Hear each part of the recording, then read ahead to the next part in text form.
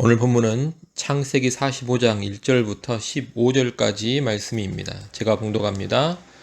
요셉이 시종하는 자들 앞에서 그 정을 억제하지 못하여 소리질러 모든 사람을 자기에게서 물러가라 하고 그 형제들에게 자기를 알리니 그때 그와 함께한 다른 사람이 없었더라.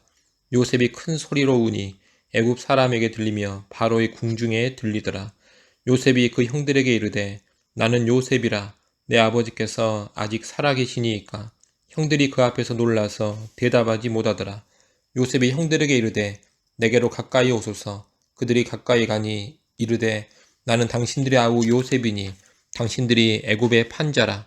당신들이 나를 이곳에 팔았다고 해서 근심하지 마소서. 한탄하지 마소서. 하나님이 생명을 구원하시려고 나를 당신들보다 먼저 보내셨나이다.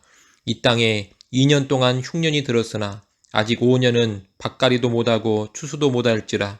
하나님이 큰 구원으로 당신들의 생명을 보존하고 당신들의 후손을 세상에 두시려고 나를 당신들보다 먼저 보내셨나니 그런즉 나를 이리로 보낸 이는 당신들이 아니요 하나님이시라.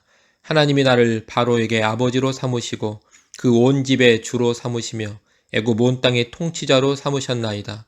당신들은 속히 아버지께로 올라가서 아뢰기를 아버지의 아들 요셉의 말에 하나님이 나를 애굽 전국의 주로 세우셨으니 지체 말고 내게로 내려오사 아버지의 아들들과 아버지의 손자들과 아버지의 양과 소와 모든 소유가 고센 땅에 머물며 나와 가깝게 하소서.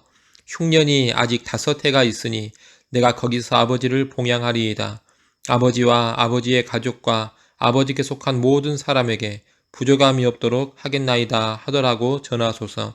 당신들의 눈과 내 아우 베냐민의 눈이 보는 바 당신들에게 이 말을 하는 것은 내 입이라. 당신들은 내가 애굽에서 누리는 영화와 당신들이 본 모든 것을 다 내 아버지께 아뢰고 속히 모시고 내려오소서 하며 자기 아우 베냐민의 목을 안고 우니 베냐민도 요셉의 목을 안고 우니라. 요셉이 또 형들과 입맞추며 안고 우니 형들이 그제서야 요셉과 말하니라. 아멘. 우리가 어제 베냐민을 위한 유다의 간절한 탄원을 받습니다. 자신이 종이 되더라도 동생 베냐민은 아버지께로 돌려 보내달라는 겁니다. 42장에서부터 형들을 시험해왔던 요셉은 결정적으로 이 유다의 탄원을 듣고서 자기의 신분을 밝힙니다. 그리고 형들에게 아무런 보복이나 안갚음을 하지 않고 용서합니다. 오늘 본문은 이러한 요셉의 용서를 통해 형제들의 분열이 치유되고 화해와 하나됨이 이루어지는 모습을 보여줍니다. 본문 2절 3절에 보면 요셉은 방성되고 가며 자신의 신분을 밝힙니다. 그러자 형들은 깜짝 놀라 얼어붙어 버렸습니다. 요셉이 자기의 신분을 밝히고 아버지의 안부를 묻지만 형들은 아무 대답을 하지 못합니다. 아무 말도 할 수 없을 정도의 충격을 받은 것입니다. 지금 요셉의 형들의 머릿속이 얼마나 복잡하겠습니까? 무엇보다 형들의 마음을 사로잡은 것은 우리에게 큰 화가 닥치겠다는 불안과 두려움이었을 겁니다. 23년 전 이 형들이 얼마나 잔인하게 요셉을 대했습니까? 그런데 그 요셉이 애굽의 최고 권력자가 되어 자기들 앞에 서 있습니다. 더욱이 죄를 가지고 문책하는 자리입니다. 아마 형들은 요셉이 복수할 수 있겠다, 우리를 혹독하게 다룰 수 있겠다 이런 생각을 했을 겁니다. 그와 아울러 우리가 그때 왜 그랬을까 하는 후회와 한탄의 마음도 가득했을 것입니다. 한마디로 근심과 한탄이 가득한 심령이었다는 겁니다. 그런데 요셉은 놀라서 충격에 빠진 형들을 자신에게 가까이 오게 합니다. 그리고 5절 상반절에 이야기를 합니다. 당신들이 나를 이곳에 팔았으므로 근심하지 마소서, 한탄하지 마소서. 요셉은 근심과 한탄으로 가득 찬 형들의 마음을 잘 알고 있습니다. 그래서 근심하지 말고 한탄하지 말라고 합니다. 이 말은 과거의 일로 인해 어떤 해도 가하지 않고 모든 것을 다 용서하겠다는 말입니다. 사실 사람이 힘이 있을 때 보복하지 않는다는 것은 참으로 힘든 일입니다. 힘이 없으면 어쩔 수 없이 참기라도 합니다. 또한 힘이 없으면 어차피 보복도 못하기 때문에 차라리 잊고 살자, 용서하고 살자 이럴 수도 있습니다. 하지만 힘이 있으면 사람은 보통 보복을 하려고 하고 본때를 보여주려고 합니다. 하다못해 자기 앞에서 굴욕이라도 당하게 합니다. 그런데 요셉은 지금 전혀 그런 모습을 보이지 않습니다. 요셉은 형들의 생명까지 해칠 수 있는 권세를 가지고 있습니다. 그러나 용서하면서 형들에게 아무런 굴욕을 주지 않습니다. 또한 훈계조의 말을 길게 하지도 않습니다. 당신들의 죄는 100번 죽어 마땅하지만 내가 자비를 베풀어 용서한다, 이런 식이 아닙니다.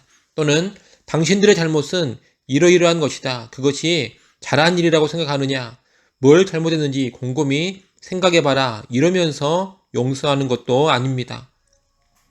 요셉은 너무나 깔끔하게 용서합니다.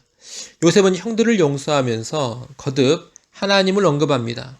5절 하반절에 보면 하나님이 생명을 구원하시려고 나를 당신들보다 먼저 보내셨나이다 라고 합니다. 7절에도 보면 하나님이 큰 구원으로 당신들의 생명을 보존하고 당신들의 후손을 세상에 두시려고 나를 당신들보다 먼저 보내셨나니 라고 합니다. 8절에서도 그런즉 나를 이리로 보낸 이는 당신들이 아니요 하나님이시라. 하나님이 나를 바로에게 아버지로 삼으시고 그 온 집의 주로 삼으시며 애굽 온 땅의 통치자로 삼으셨나이다 라고 합니다. 이 말들은 당신들이 나를 애굽에 팔아버린 일은 하나님이 하신 일이니 그 일에 대해 더 이상 신경 쓰지 마십시오. 다 하나님이 하신 일인데 내가 뭘 더 왈가불가겠습니까? 다 잊어버리십시오. 이런 뜻입니다. 요셉은 지금 자신의 자비심이나 사랑이 대단해서 용서하는 것처럼 말하지 않습니다. 자신이 용서하는 것이 마땅하고 당연한 것이라고 말하고 있습니다. 참으로 전폭적인 용서이면서 겸손한 용서라고 할 수 있겠습니다. 이 놀라운 용서로 인해 형들과 요셉은 그간의 모든 상처와 후회, 아픔과 탄식을 뒤로하고 화해를 이루고 하나가 됩니다.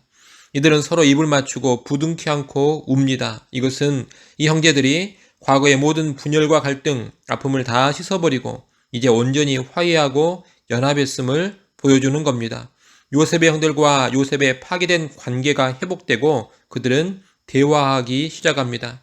아마 이들은 그간의 모든 일들에 대해서 풍성하게 이야기를 나누었을 겁니다.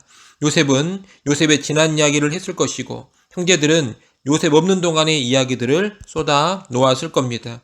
요셉의 용서 가운데 야곱의 가족이 드디어 화해하고 하나가 된 것입니다. 여러분, 우리는 이 용서를 통한 화해의 모습을 잘 기억해야 하겠습니다. 오늘날 우리의 가정이나 공동체는 너무나 많은 서로 간의 상처와 아픔, 분열이 있습니다. 곳곳에서 갈등과 다툼과 분열이 일어나고 당한 만큼 갚아주고 보복하려는 마음이 가득한 것을 보게 됩니다. 상처와 아픔, 분열과 보복은 가득한데 그에 비해 용서의 모습은 찾아보기가 힘듭니다. 이런 세상 속에서 그리스도인은 정말로 다른 모습을 보여줘야 하겠습니다. 다툼으로 인한 분열이 가득하고 보복이 만연한 세상 속에서 우리 그리스도인은 용서하고 화해를 추구하는 모습을 가져야 합니다.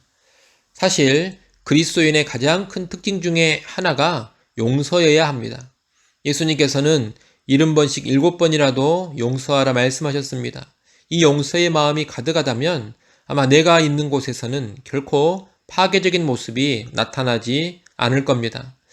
파괴와 분열이 있다가도 용서하는 나로 인해 오히려 회복의 모습이 나타날 것입니다. 그리고 그로 인해 예수의 향기가 가득하게 될 것이고 하나님께 큰 영광이 될 것입니다. 그러니 여러분, 분노와 복수의 마음을 내려놓고 용서로 나아가시기 바랍니다. 누군가 나에게 잘못해서 그 사람만 떠올리면 화가 나고 복수하고 싶은 어떤 사람이 있지는 않습니까? 내 가족 중에, 친구 중에, 교회 성도 중에 그런 사람이 있지는 않습니까? 그런 사람이 있다면 꼭 용서하시기 바랍니다. 나를 힘들게 하고 나를 고통스럽게 한 사람이 있다면 그 사람을 용서하십시오. 하나님께 기도하면서 그 사람을 용서하시기 바랍니다. 용서하면 언제나 화해가 뒤따라오고 하나됨이 회복됩니다. 이를 기억하시고 용서의 삶을 보이는 우리 모든 성도들이 되시기를 바랍니다. 아울러 오늘 본문에서 우리가 봐야 할 것이 하나 더 있습니다. 그것은 하나님께서 요셉을 애굽으로 보내시고 애굽의 총리로 삼으신 이유입니다. 오늘 본문 5절로 8절에 보면 하나님께서 생명을 구원하시려고 자신을 애굽으로 먼저 보내셨다고 요셉은 말합니다. 또한 야곱 집안의 후손들을 세상에 두시려고 자기를 애굽에 먼저 보내셨다고 합니다. 지금 요셉은 하나님께서 왜 자신을 애굽으로 보냈으며 총리라는 높은 자리에 앉혀주셨는지를 명확히 알고 있습니다. 하나님의 백성을 지키고 보존하기 위함이라는 겁니다. 이 야곱의 집안은 아브라함의 언약이 있는 집안입니다. 약속의 집안입니다.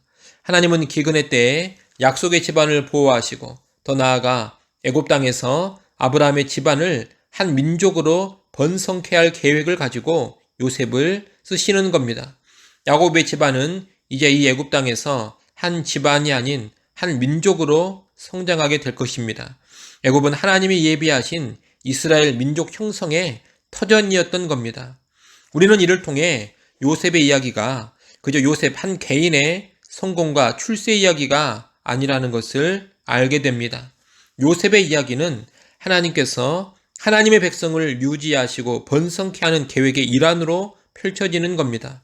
다시 말해 요셉 이야기는 하나님께서 그의 백성을 어떻게 지키시고 보존해 가시는가, 구원의 역사를 어떻게 이루어 가시는가 하는 구속의 이야기이고 하나님 나라의 이야기입니다. 그러므로 우리는 요셉 이야기를 보면서 그저 믿음 좋은 한 사람의 출세 이야기, 성공 이야기로 봐서는 안 되겠습니다. 요셉이 그저 고생했다가 총리가 돼서 잘 먹고 잘 살았다 이런 이야기로만 끝난다면 요셉 이야기는 성경에 들어올 이유가 없습니다. 요셉의 일생이 하나님의 구원 역사, 하나님 나라와 깊은 연관이 있으니 성경에 기록된 겁니다. 오늘날 우리 인생도 그렇습니다. 우리 한 사람 한 사람의 인생이 그저 개인적인 인생 이야기로만 끝나면 안 됩니다. 반드시 하나님의 구원 이야기, 하나님 나라의 이야기로 연결이 되어야 합니다. 내가 인생에서 무엇을 하고 어떤 자리, 어떤 위치에 있든지 그 자리에서 하나님 나라와 연관된 일을 해야 합니다. 하나님의 구원 사역에 일조해야 합니다. 그래야 하나님 앞에서 의미 있는 인생이라 할 수 있겠습니다. 그러니 여러분의 인생이 요셉처럼 하나님의 구원 역사에 이어지는 인생, 하나님의 구원 사역에 일조하는 그런 인생들이 꼭 될 수 있기를 소원합니다. 기도하겠습니다. 하나님 아버지, 요셉이 형들을 용서하면서 화해와 하나됨이 이루어지는 모습을 보았습니다. 오늘 우리의 삶 가운데도 용서할 사람들을 용서하게 하여 주시옵소서. 우리가 가는 곳곳마다 용서의 삶을 통해서 갈등과 다툼과 분열이 사라지고 화해가 이루어지게 하시고 하나됨이 나타나게 하여 주시옵소서.